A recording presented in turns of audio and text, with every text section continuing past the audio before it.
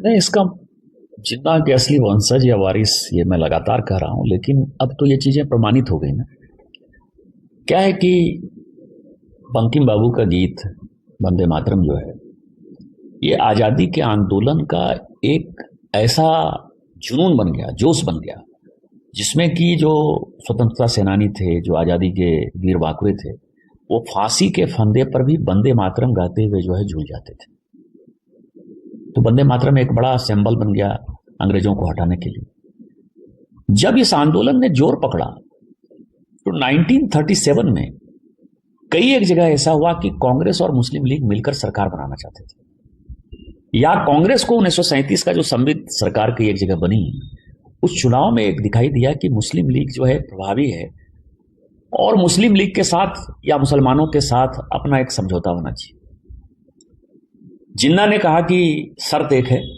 कि ये जो वंदे मातरम है ये गाना बंद करना पड़ेगा। ये उन्होंने इसके ऊपर खुलेआम खिलाफत की और मुस्लिम लीग ने अपना रेजोल्यूशन लिया अगस्त सितंबर 1937 में।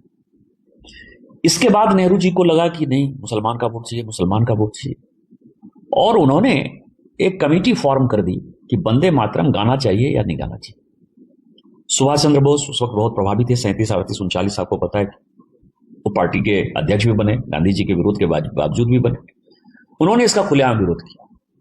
लेकिन नेहरू जी इतने मुसलमान से ऑब्सेस्ड थे कि उन्होंने फाइनली अक्टूबर 1937 की जो कार्य समिति है उसमें एक कमेटी बनाकर यह तय कर दिया कि यह मुसलमान धर्म के खिलाफ है, मुस्लिम को अच्छा नहीं लगता है और इस कारण से इसका 2 स्टेंजा गाना है।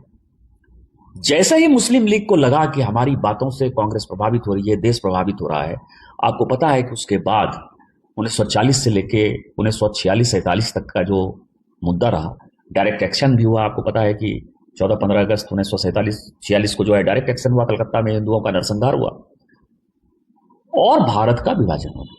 आज कांग्रेस कार्य समिति, जो अक्टूबर 1937 में जो कांग्रेस कार्य समिति ने रिजोल्यूशन पारित किया था सुभाष चंद्र बोस के खिलाफ,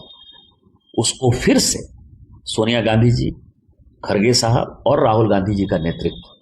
इन लोगों ने मिलकर फिर से कहा कि कानून जो कुछ भी हो जाए, देश भाड़ में जाए, पार्लियामेंट भाड़ में जाए, आपके बने हुए कानून को हम नहीं मानते हैं। आप समझिए कि ये किस तरह की अनार्की है कि हम, यदि देश का कानून ही खत्म हो जाएगा, देश का कानून अच्छा है या खराब है, देश का कानून सब मानता है, आम नागरिक को देश के संविधान के खिलाफ भड़काना, बाबा साहब अम्बेडकर के खिलाफ भड़काना और जो सिचुएशन पैदा करना कि देश फिर से विभाजन के कगार पर पहुंच जाए, हिंदू और मुस्लिम के नाम पर, बौद्ध सिख ईसाई के नाम पर हो जाए, इसको आप राहुल गांधी जी को जिन्ना का वंशज या वारिस नहीं कहेंगे तो क्या कहेंगे। और ये जनता को सोचने समझने वाली बात है कि किस तरह की राजनीति कांग्रेस करती है।